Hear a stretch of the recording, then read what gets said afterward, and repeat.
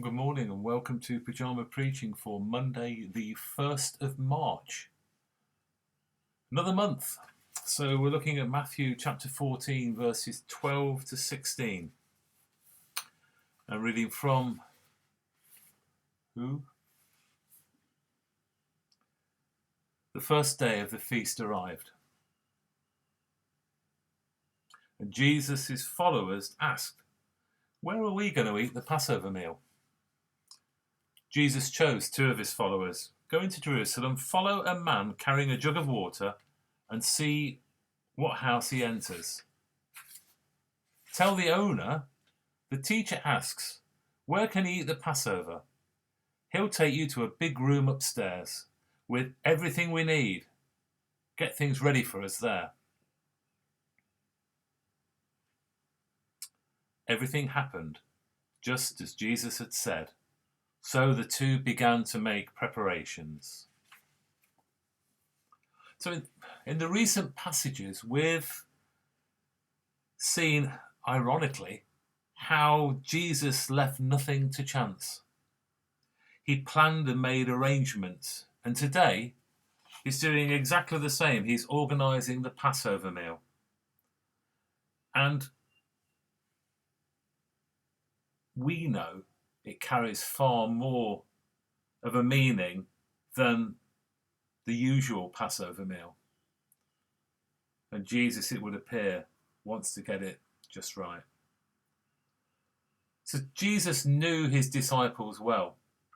So he makes the signs pretty big and pretty obvious. So he says, follow a man carrying a jug of water. Now, carrying a water pot was, in those times, woman's work. So seeing a man carrying a water pot would stick out like a sore thumb. Jesus might as well have said, follow the man with the day-glow jacket and the big hat on. And the upper room, why was that chosen? Well, that was the place that a rabbi taught his chosen band of intimate disciples. And Jesus was doing just the same thing. What any other rabbi would do. Jesus was gathering together those of his intimate circle. And Barclay gives a list of the things that the disciples would have had to do to prepare for the Passover. Firstly, they had to get ready a lamb to remind them of how their houses had been protected by a badge of blood when the angel of death passed through Egypt. Then there was the unleavened bread to remind them of the bread that they had eaten in haste when they escaped from slavery. Then there was a bowl of salt water to remind them of the tears that they had shed in Egypt and the waters of the Red Sea through which they had miraculously passed to safety. Then there was a collection of bitter herbs, horseradish, chicory, endive, lettuce and horehound, to remind them of the bitterness of slavery in Egypt. Then there was a paste called charoseth, a mixture of apples, dates, pomegranates and nuts, to remind them of the clay of which they had made bricks in Egypt. Through it there were sticks of cinnamon to remind them of the straw with which the bricks were made. There were 4 cups of wine. The cups contained little more than half a pint of wine, but 3 parts of wine were mixed to 2 of water. The 4 cups, which were drunk at different stages of the meal, were to remind them of the 4 promises of Exodus 6, verses 6 to 7, which says, I will free you from the burdens of the Egyptians and deliver you from slavery to them.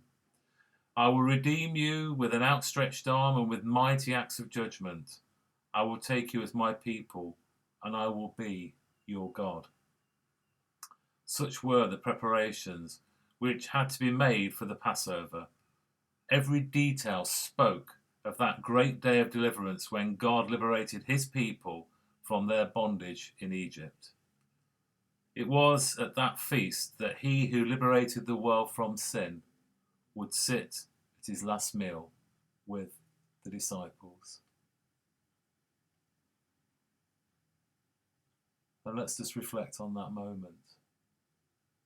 That through all that organisation, our Saviour knew that that would be the last meal with those disciples. and events were coming together for a whole change for the world. Have a peaceful day.